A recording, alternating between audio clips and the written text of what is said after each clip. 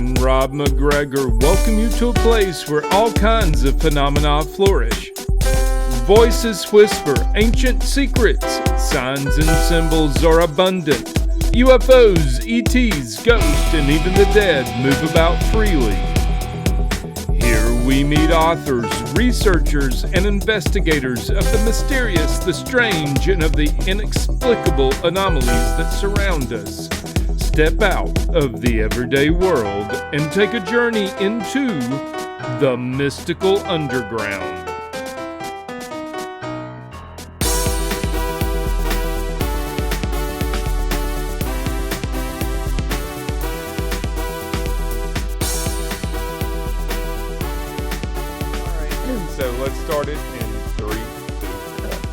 Welcome to the Mystical Underground. Thank you for joining us. This is Trish McGregor and Rob McGregor and our producer and tech magician, John Posey.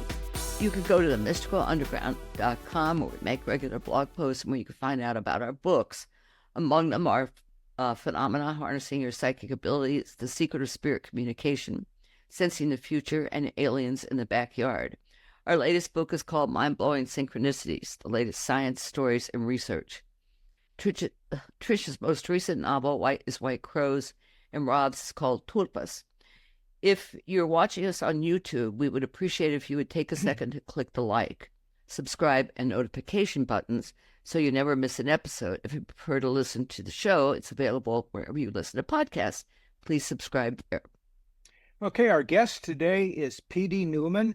P.D. has been immersed in the study and practice of shamanism, theurgy, alchemy, hermetism, and I already said theurgy for more than 2 decades. The author of Theurgy, Theory and Practice, Angels in Vermilion, and Alchemically Stoned. I've sounded like I'm stoned. The Psychedelic Secret of Freemasonry. His latest book, the one we're going to be talking about, is called Tripping the Trail of Ghosts, Psychedelics and the Afterlife Journey in the Native American Mound Culture. P.D. lives in Tupelo, Mississippi, which is near several Middle Woodland mound sites. Welcome, P.D. Good to talk to you. Finally. Thank you so much. Yeah, glad you're able to make it and that your house is in better shape after that storm.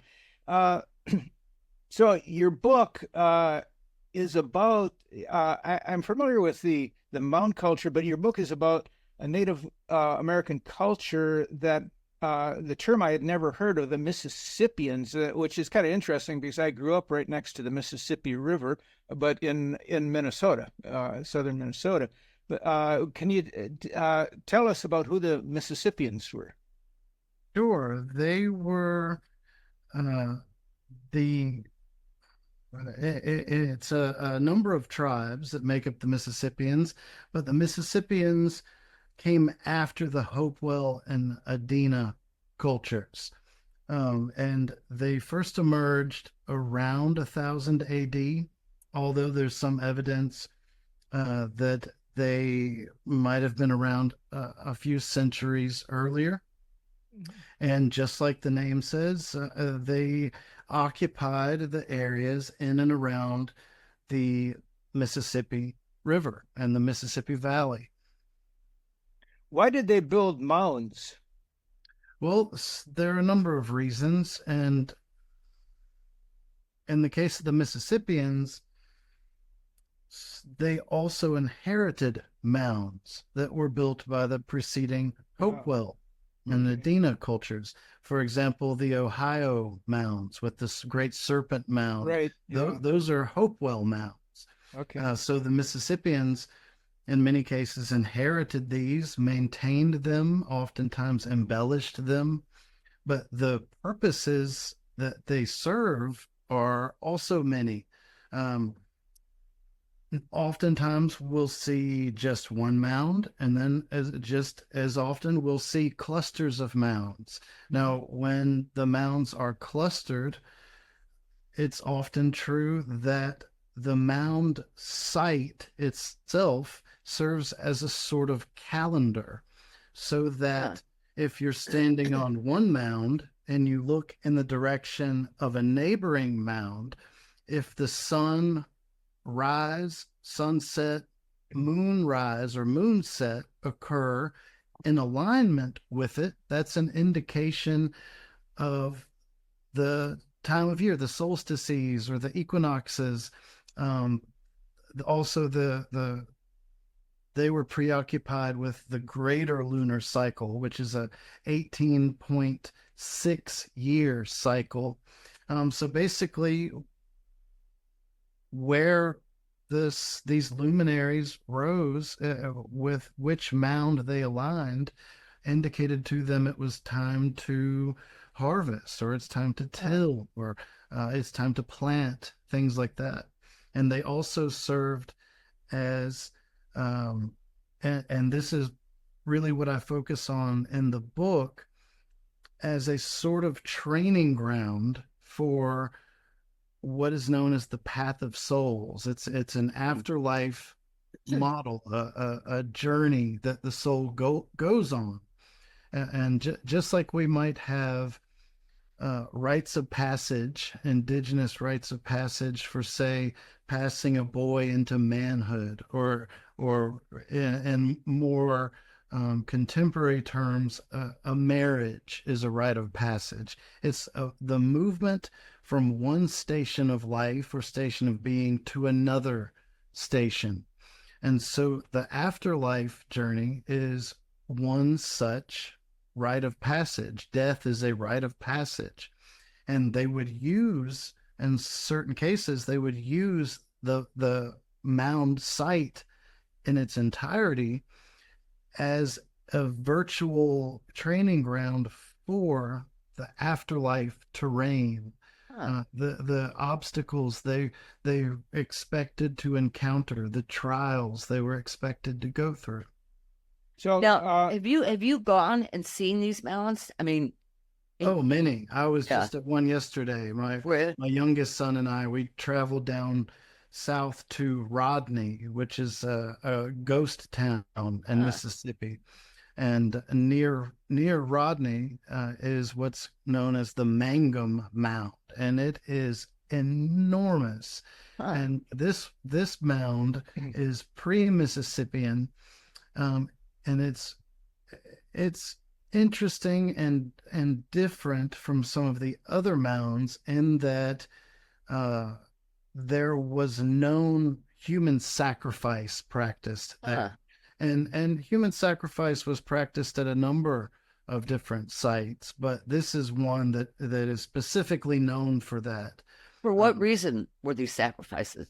I mean, in this case, when a chief passed, all of the chiefs, the noblemen, we might call them, would also go with him into the afterlife. So something similar that's seen in some cases in Egypt, in India, where the wife would practice immolation following the death of her husband and go with him. In some cases, horses sometimes too, even. Yeah. And in some cases, it might have been against their will. But in many cases, it wasn't. Human sacrifice, and a number of cultures. I know this is true in South America and in some cases in Central America, where they willingly are sacrificed because it's seen as sort of a blessing in that they're kind of put directly into the presence of the deity or the spirit. And they're usually subjected to drugs before that, too. That's right. In South America, that's certainly true. It was likely true here. But there was evidence that they were given ayahuasca in South America. They were given coca leaves to chew. So yes, and this was likely, there's disagreement on why. The negative explanations are that it was to drug them up so that they'd be easier to sacrifice.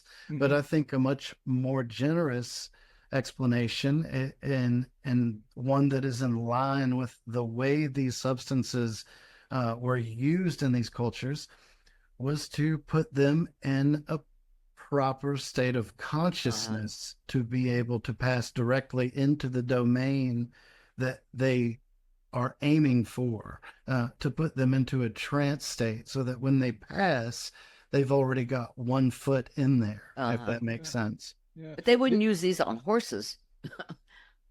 Say again? They wouldn't use psychedelics on horses. No, likely not. Okay. That'd be pretty weird. Right, yeah. So did they have a belief that they would come back to another life? Was that... Some cultures did. But there were, you got to keep in mind that even though we're grouping them under the Mississippian umbrella, from tribe to tribe, they can have vastly different ideas about the soul, whether it reincarnates, whether it is able to pass into a happy afterlife. In some cases, the belief was total oblivion, that there was nothing. So it's just as variable as today. We might encounter on the street any number of different ideas and pictures of what someone might think happens in the afterlife, and it's just as complex with the variants in these tribes. Yeah. So, do you think you had a past life in one of these? I mean, because your interest is deep. I've had experiences that led me to think about the soul in those terms, but to be totally honest, I don't know. I'm at a place in my life where I'm kind of open to my soul showing me what it wants me to know. But that being said, even if reincarnation is not real, I still think it's a valuable belief. You think, to put it one way, let's say that you have found an individual that you believe they might have been a past life of yours. Well, whether or not that's true, it automatically kind of highlights your own value system, even those that you might be unconscious about, because in a way you're saying, I kind of want some of what they have, and if or I think I have some of what they have. But in either case, it helps in the process of self-discovery. Yeah. So what led you into this journey into the indigenous Mississippians and their entheogenetic plants? That's their proper name? Yeah, genetic plants. Yeah. I've always been fascinated by indigenous cultures, and being in the South where I grew up, seeing these burial mounds, Native American mounds around me. It's always piqued my interest. And I'm very attracted to earth-based philosophies, religions, magics, things like that.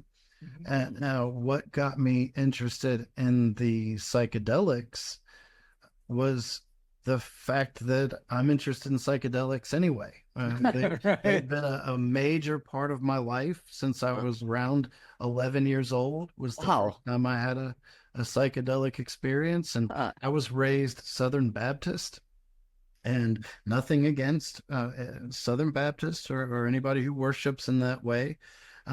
But for me and my experience with the church I was brought up in, it never really appealed to me. And it wasn't until I had my very first psychedelic experience that I realized what worship meant, what it meant to be in a state of worship and divine awe.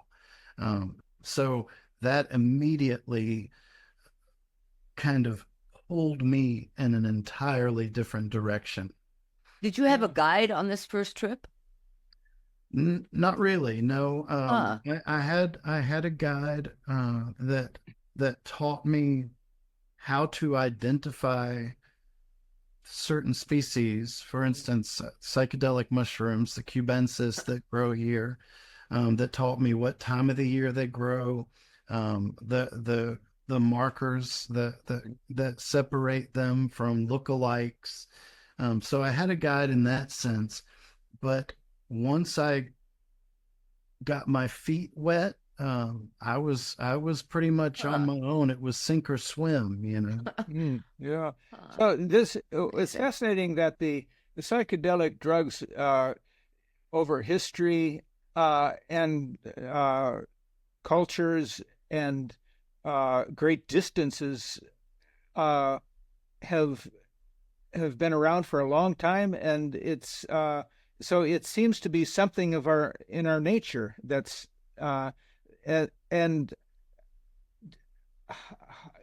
it happens separately. It Not seems. in everybody's nature, Rob. I could never see my parents taking hallucinogenics.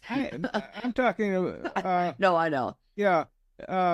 So, do you think these were discovered? I guess my question is: do you think these were discovered separately in different regions of the world, or were they communicated that these existed, or how is this spread? I mean, it's really about the spirit contact, isn't it? I think both. I really do think both. You're right, that it is something that's been with man since, I believe, since our inception, since we became Homo sapiens. You know, the McKenna brothers talk about, you know, the vast plains of Africa and the natural drive to find food, and nothing can be more obvious than a mushroom growing at your feet. And so the introduction to it that way would have been a natural process. But when we think about something that's a bit more complex, like ayahuasca, that requires two plants to function in the way that we think about ayahuasca as a powerful visionary tool, you know, that you think about all of the hundreds of thousands of plants that grow in the rainforest, and they were able to hone in on the two that have to be combined to get this effect. Now, when you ask the natives themselves, how did you learn about this? They make no qualms about it. They say that the spirits told us, that the spirits in these plants told us how to do it. And I'm perfectly fine with that way of thinking. I do believe there is a very intelligent, ancient spirit behind a number of these different entheogenic plants. It's interesting you say this at all. Rob and I used to lead tours up the Amazon. And on the first tour, our guide was he was a great guy. And he said, "Do you all want to do ayahuasca?" I said, "Sure. What do we need to do?" And he said, "Well, it's a 3-day trek into the jungle." And we said, I don't know about that. I mean, we've got all these people on board this boat. Yeah, we were leading the tour. we couldn't really lead them away. So, but yeah, I mean, he knew. I had asked him, how do you know about this stuff? And he said, the spirits talk to me. Yeah. And he was Amazonian. He grew up there. And I absolutely believe it. Yeah. And real quick, if I can add this, and since you know, Tupelo, I grew up in Muscle Shoals, Alabama. Okay. And another good music town. And so the Indian mound there, and you know, part of the legend is that the singing river that spoke to the natives. Any insight on that, as far as the Tennessee River being the singing river? Not in connection with psychedelics, but as a spirit of the river, absolutely. I completely ascribe to that notion, and they're often called spiritus loci, or local genius. And these are spirits that literally inhabit a specific land, a specific river. They can inhabit certain trees. And I'm a panpsychist. I believe that if something exists, there's a spirit attached to it. It's conscious. It's conscious to the degree that it's capable of being conscious. It might not have a mind in the way that we think of it, but I think mind is universal and is probably the ultimate substance behind any material thing. So in that regard, I do think there are spirits present in what we might consider inanimate objects. And when it comes to things like rivers, even more so. There's a great story about the Greek philosopher Pythagoras. And I'm really, you'll learn, really immersed in ancient Greek culture and philosophy and magic.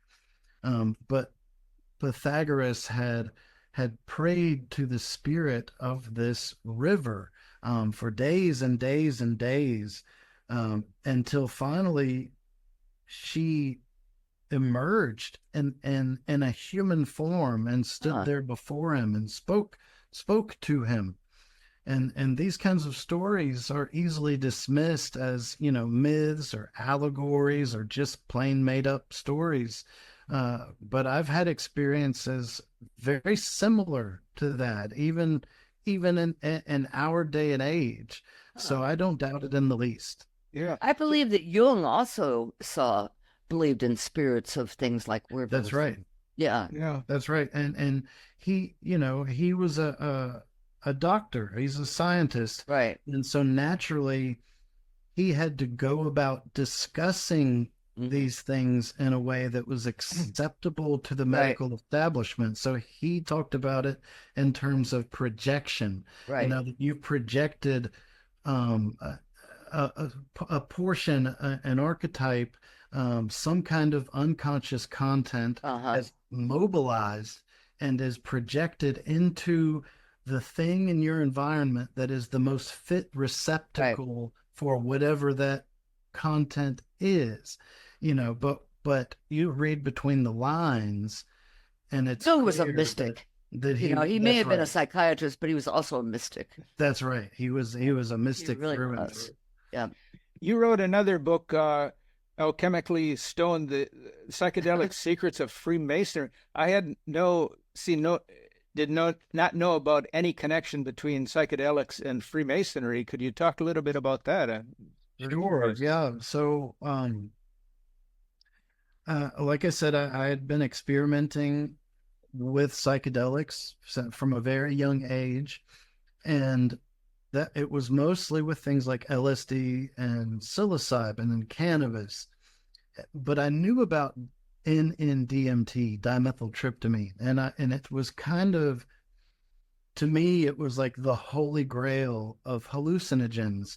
But I had never encountered it. I didn't know how to get my hands on any.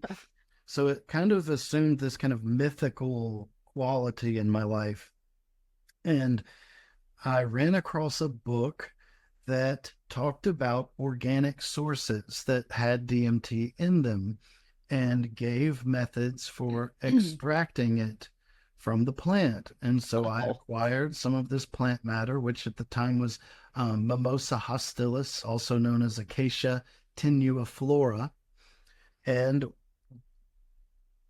did the extraction process and arrived at a viable smokable material that gave me very profound experiences, so profound that I had no vocabulary for it. I had no frame of reference for it. And the closest thing to what I was experiencing was in Eastern texts like the Tao Te Ching and the Vedas, the Upanishads. But of course, I'm in Tupelo. There are no ashrams here. There are no Indians, gurus, yogis I can go talk to.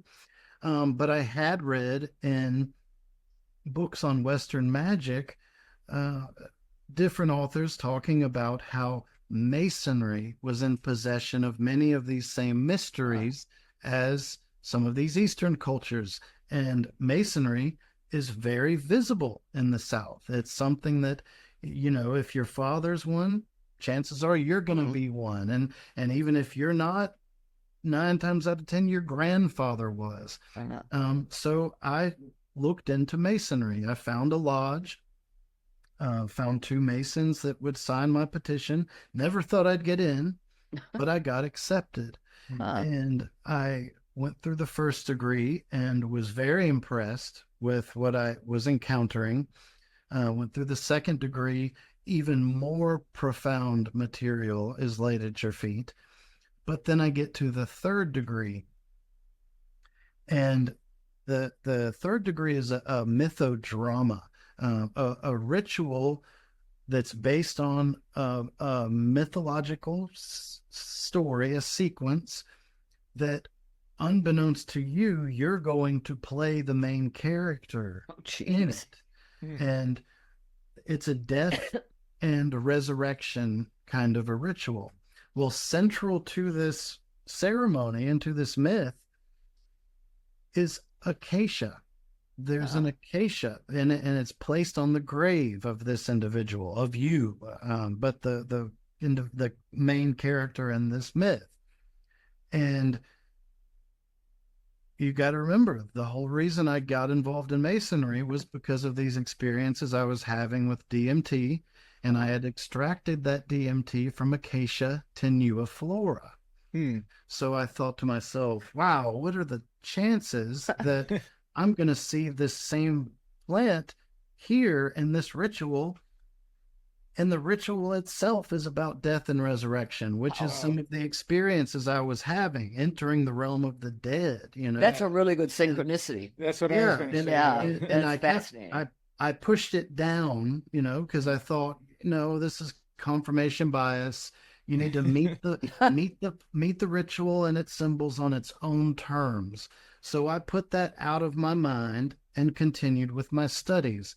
And I began reading every single version of the Master Mason ritual I can find, because they vary slightly from jurisdiction to jurisdiction.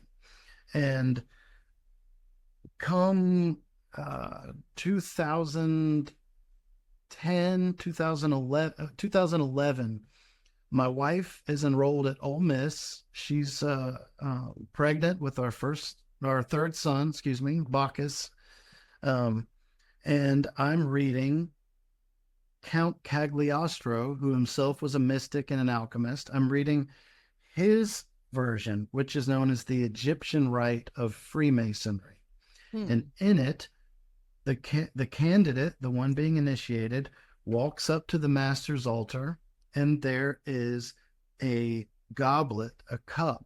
And in this cup is a red liqueur, an elixir. And he's told to drink it. And while he's drinking it, the worshipful master, who the man in charge in the lodge, he says, I want you to drink this because it's going to raise your spirit so that you may understand what I'm about to say. Now, this is a man writing in the 18th century, so you have to consider the language he had access to and the turns of phrase. But I think that's about as close as you could get to saying this is going to expand your consciousness and alter the way you perceive what's about to happen.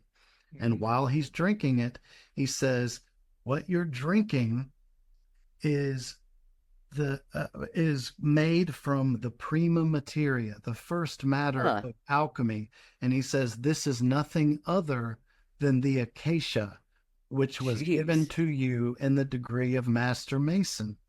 So he's telling him, you're drinking something that's been taken out of acacia, and it's going to alter your consciousness. And sure enough, the next sequence in the ritual, he has a vision of angels coming to him. So it causes a visionary effect. So I thought, holy cow, that this might be for real. The acacia might be here because of its visionary potential. And so the next question was, well, how did it get into Masonry? And I find that in the earliest version of the Master Mason ritual, it wasn't there. There's no mention of it. And it didn't get put in until a man who was the research assistant for Sir Isaac Newton in the Royal Society became the Grand Master of the Premier Grand Lodge in London. And he rewrote the ritual and put the acacia in there. And I could keep talking as to why he put it in there, but long story short is the Royal Society at one time was on this wild goose chase to try and find a psychoactive plant that would fit the bill for an alchemical red powder that they were researching and trying to identify. And based on the writings of an alchemist named Samuel Hartlib, whose papers they had in the Royal Society, in their archives, they came to settle on the acacia.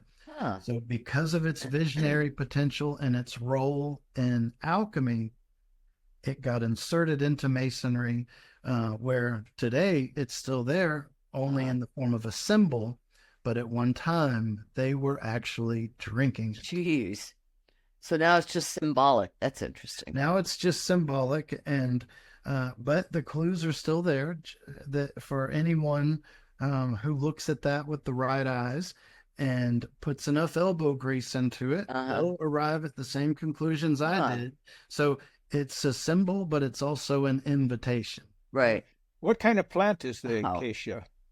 Acacia is it's a mimosa, basically. You've seen mimosa trees. It's like the acacia tree, Rob. That's exactly acacia. Yeah, it's the acacia tree. It's what we got them all over our dog park. Right. I bet it's what Osiris was encased in the Egyptian myth. Yeah, which is to say, the god is in the tree. Yeah. Right. Are you familiar with the angel trumpet plant?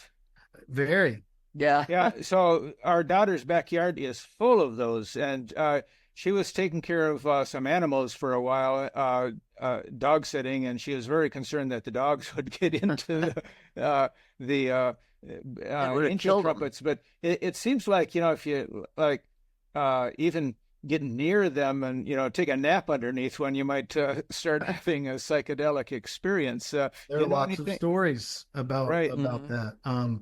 And I can tell you from personal experience, and I was told to do this by a Native American because they were using datura. And datura is in the same nightshade family, has the same scopolamine alkaloids.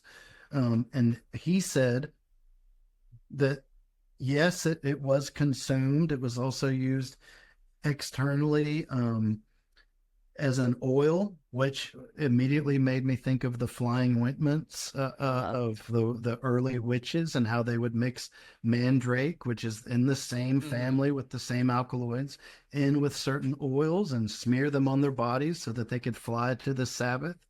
But he said, yes, it was used in these ways, but he said the most common way is the scent. He said the scent of the blooming flower itself is psychoactive. And he said, we use it to affect our dreams.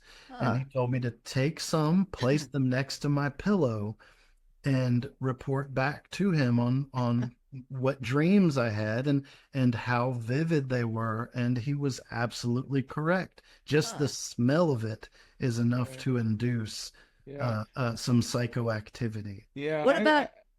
Go ahead. Yeah, I've been tempted to make like a tea from those flowers, but I don't know, how to do it to do it safely, because I think you can OD on it too.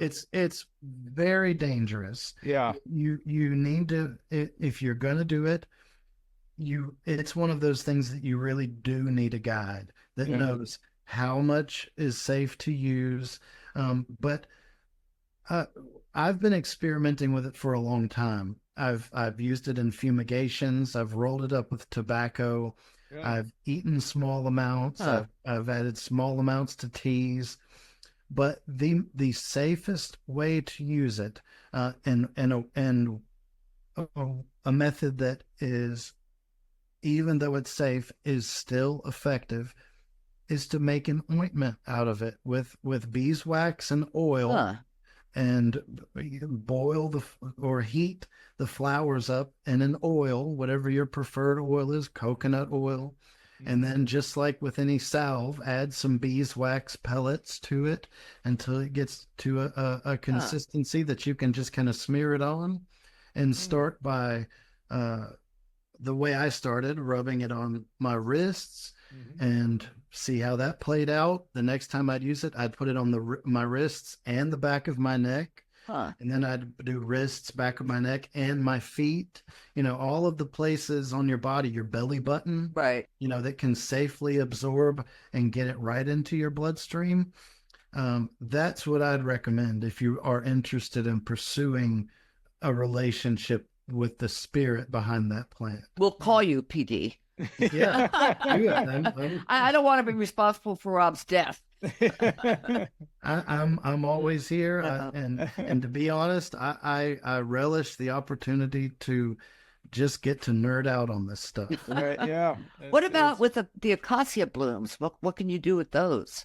It depends on the species. Now, some species, the blooms themselves are active, but in most species, the concentrations of the NN-DMT is in the root bark. So the outer bark stripped off of the roots.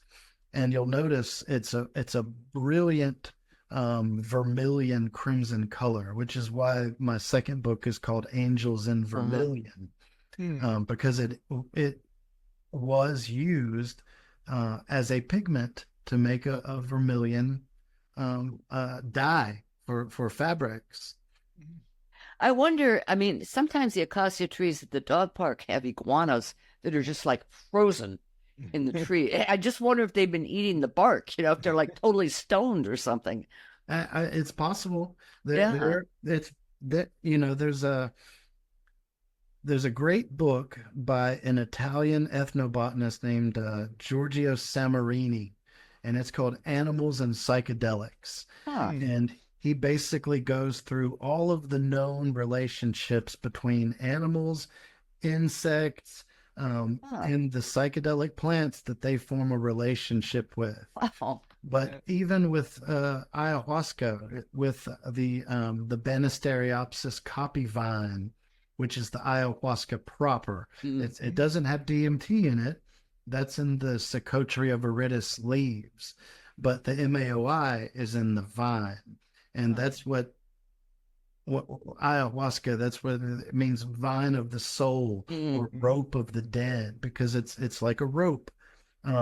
But jaguars are frequently observed eating the vine, and very obviously having an effect, having an experience from it.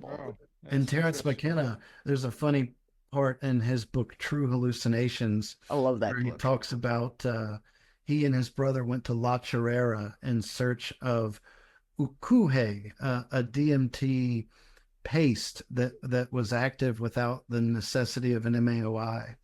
But and while he's there, their journey gets sidetracked by their discovery of psilocybe cubensis mushrooms, and he talks about standing there looking over the field and seeing all these mushrooms, and there are wild dogs just running through there, biting the caps off of all the mushrooms and eating them, and then going their merry way, getting stoned out of their minds. Yes. Many years ago, I was in Ecuador, and I I was staying at this small little village, and in the room I was staying, there was all these paintings and of mushrooms on the walls that the locals are not necessarily the locals. I think the tourists actually were making. And so on this one particular day, this guy from Hawaii and I decided we would climb this mountain that was nearby. Well, we never got out of the field where the mushrooms were. We sampled a couple, and we ended up taking off our clothes and just laying there, melting into the earth. You know, this was. I remember it was on a Easter too, and you know, and this guy from Hawaii. He was traveling in Ecuador with a surfboard, which is really strange. And we're in the mountains, you know, which didn't seem to make much sense. But anyhow, he stands there naked with his arms out, you know, on Easter, and he says, "It doesn't hurt. It doesn't hurt." That sounds like Julian Cope. You familiar with Julian Cope? No, I think so. He's a musician, sang for the Teardrop Explodes, but developed a very intense relationship with LSD and ended up becoming something of a hermit. These days, he's a mystic, very into the druids, and but there's a song he's got an album from 1992 called Jehovah Kill, and there's a song where he's talking about on Easter standing with his arms outstretched in the form of a cross, and he says something like "I'm not afraid of the cross anymore," or something. That's very similar. That's funny. Let's talk about another plant that we're all very familiar with, and that's the tobacco plant, and how with native cultures that it was actually a sacred tool. I don't think people think about tobacco as being a sacred tool. You're exactly right. So with tobacco, I was asthmatic growing up, and I still have issues with my lungs. So I've never been a smoker, and I've never been attracted to chewing tobacco or dip, snuff. I've never had done it until I got into researching this last book. And I kept encountering all of these references to tobacco as being this a potent tool for communicating with the dead, and for entering the realm of the dead. And I thought, you know, if that were true, people would be doing it every day. Everybody's smoking. How are they not doing this? And well, it turns out that commercial tobacco is made from Nicotiana tabacum. What they're using is Nicotiana rustica, which can be anywhere between 3 and 9 times as potent, and it also contains monoamine oxidase inhibitor, just like in ayahuasca. Now, where do you get that from? Do what? Where do you get that from? Well, I can send you some if you want. Your Marlboros, Rob. Your Marlboros. You won't find it in the stores. But when I started this research, I got some seeds and I planted it and harvested it and learned how to cure it. And because I'm writing this book on the Native American use of potent plant allies, and I don't have any clue about tobacco. So I thought, if I'm going to do it justice and treat it faithfully, I at least need to develop a relationship with it. And so I started with a pipe. I got myself a nice Peterson pipe, and I loaded it with the rustica. I might have gotten a third of the way through this thing before I was covered in sweat. Jeez. And felt like I was sitting on the wall. Like all of my sense of orientation was warped, and I passed out. I didn't know I had passed out, but I passed out, and instantly was having visions of lightning bolts and bloody horses covered in blood, like they had been in battle, running past, and before I knew it, I snap out of it, and I thought, well, of course, they're praising this for its visionary capacity. And when I started digging deeper, the lady who wrote the foreword for my book, Chris Van Poel, such a lovely, brilliant woman, one of my heroes. She has written extensively on the native use of tobacco and what they do with it. Now, at high enough doses, it wipes out the color sensors in the eyes. So everything takes on this kind of dingy gray, yellowish tone that literally makes everybody look like they're a ghost, right? So visually, that already begins to encourage the perception of the world as a realm of the dead. Wow. But if they smoke enough and keep going, and when I say enough, you remember I got a third of the way through a regular pipe. Jeez. They will roll cigars that are 3 feet long. Oh, God. Of this stuff. And smoke it down to a roach. Now, if they smoke enough of it, it effectively kills them. Their breathing, their heart rate, everything is so low it's undetectable. Jeez. And they appear dead. And that's quite literally how they're into the afterlife and dealing with spirits. Wow. Now, they're out of body, right? They can only be there so long or it becomes dangerous. They can actually die. Yeah. Guess how they get brought out of it? Another shaman has to come blow more tobacco into him. And that jump starts everything. And they wake up with the start and they come back with the boons of wisdom and healing that they've brought back from the other side in the form of their experience, which they communicate to the other shamans and to the elders. And that gets passed all the way through the tribe in stories, kind of like telephone game. Right. It gets more and more appropriate for the younger, the tale goes for the younger persons.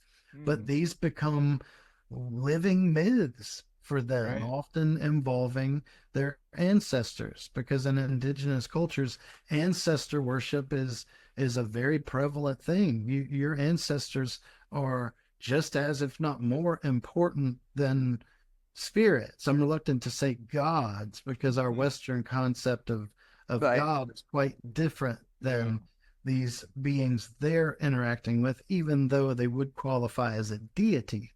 But imagine it's potent medicine. Yeah, imagine the warnings that would be put on if the local companies, tobacco companies, were making this stuff. It'll be the whole pack would be covered with warnings. Yeah, you're going to be a ghost. You may be visited by your great grandfather. Yeah, right. Yeah, wow. That's you certainly have an interesting life, Pete. Doing all this research. I mean, it's I just follow my nose. Yeah, that's great. How does it work into your music? You're a musician as well. I see music as a form of worship. I don't make music for anyone specifically, any group of people.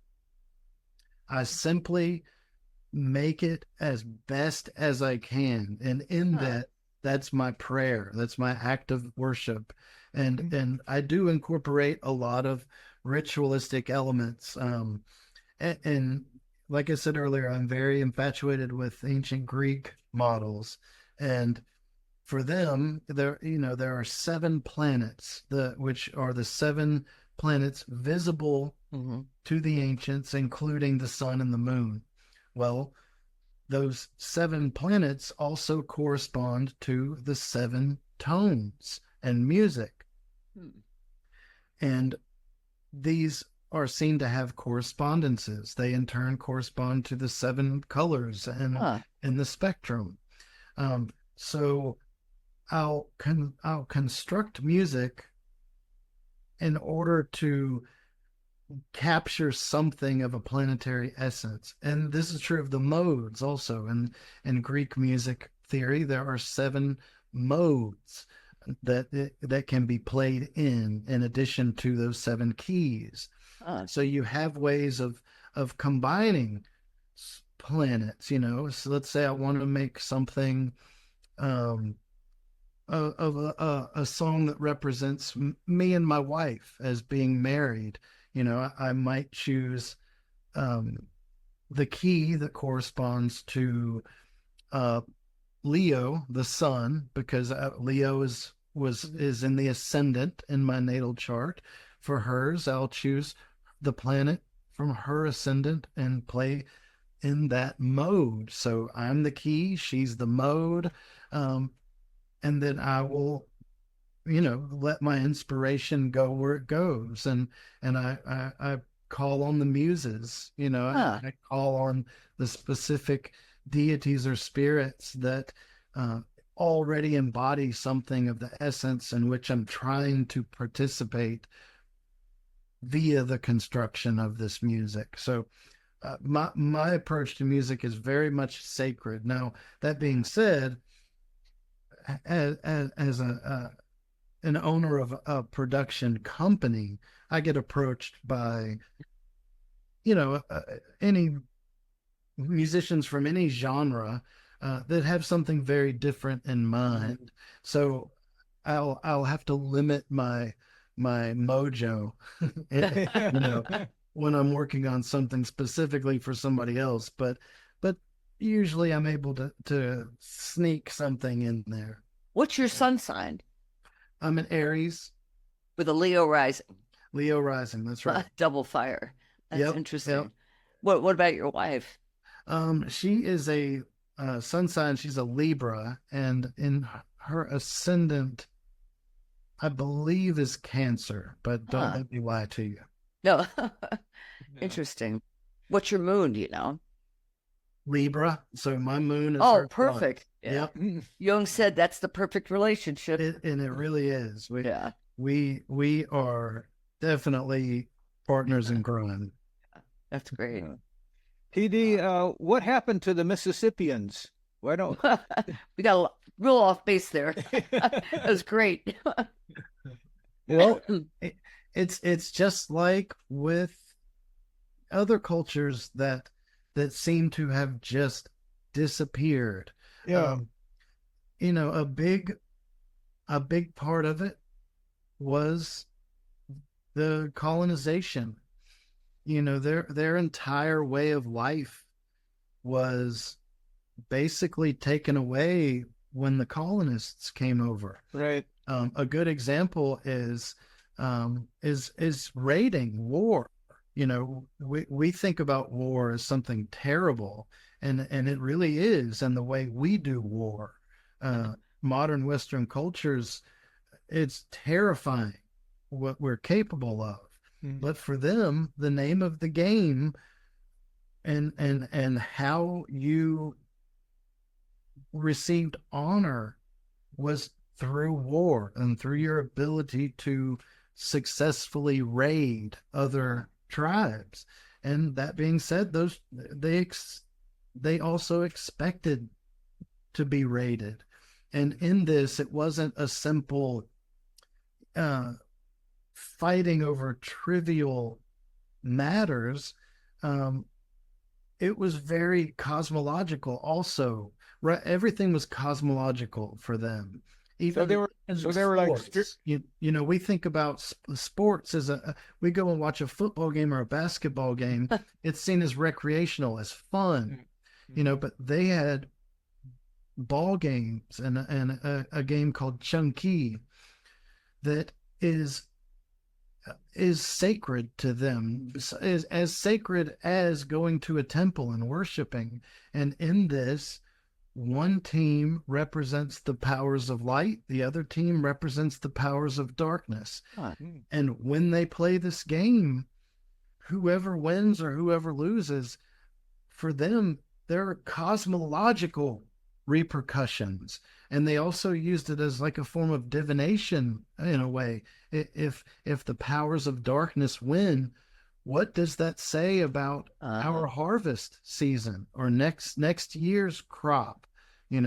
So everything was wrapped up. And that was also true for raiding. When two tribes came up against each other, it was very much a question of what's tomorrow going to look like for everybody.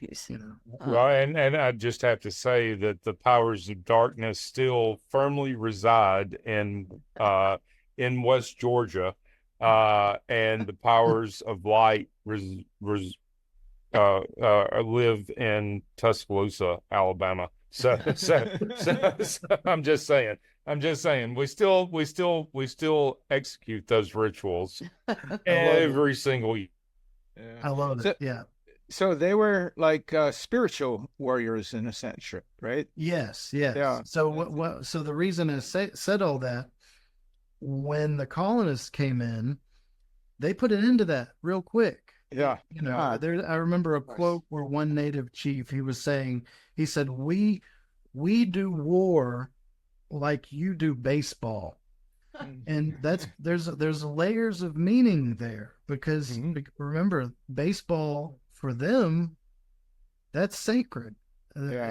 He's saying that war is a game, but games are sacred, and so the colonists pretty quick, put an end to that, because they said, no, you can't go raid someone else. That's unprovoked. And but really the colonists had no conceptualization about how they operated, about the cosmos they lived in was very different from the cosmos that the Europeans lived in.